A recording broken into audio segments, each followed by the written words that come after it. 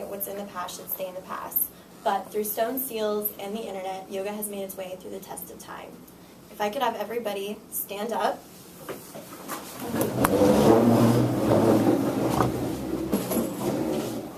I want you to stand with your shoulders back, legs shoulder width apart, hands out, facing towards me. This is called mountain pose. It's typically done to improve posture and to strengthen your legs.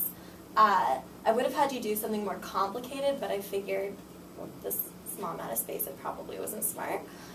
You can go ahead and sit down.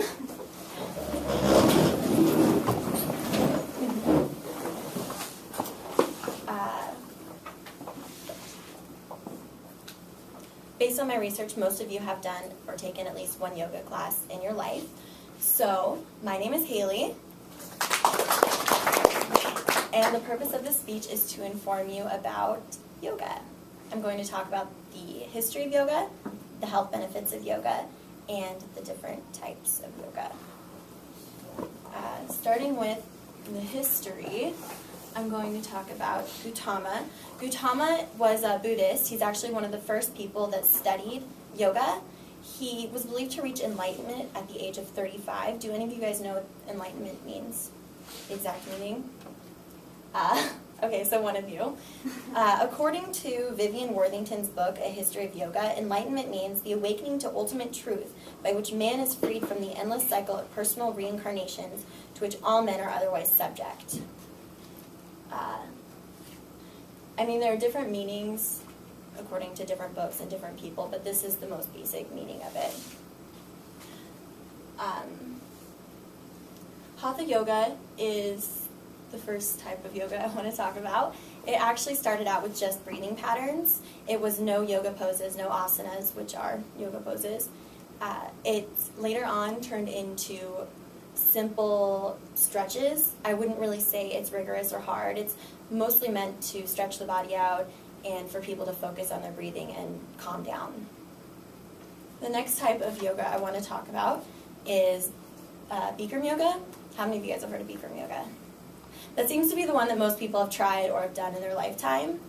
Bikram yoga is done in a room that's 105 degrees, 40% humidity. It's always the same set of yoga poses. It is good to help people lose water weight. It's a great workout, and it's pretty hard. The next one I want to talk about is power yoga. Power yoga is done more as an exercise rather than something to calm down. They don't do chants or breathing exercises.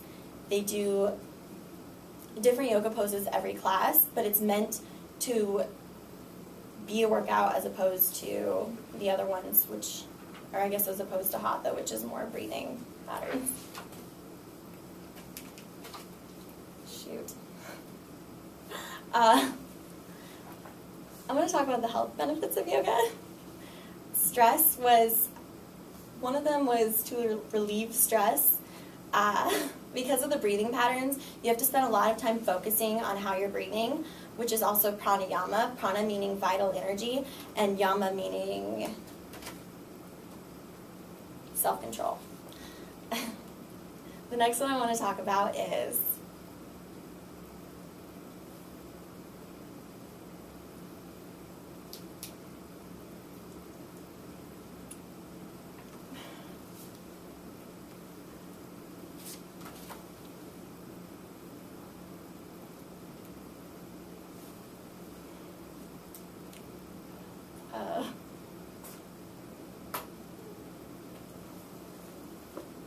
how good of a stress reliever it is,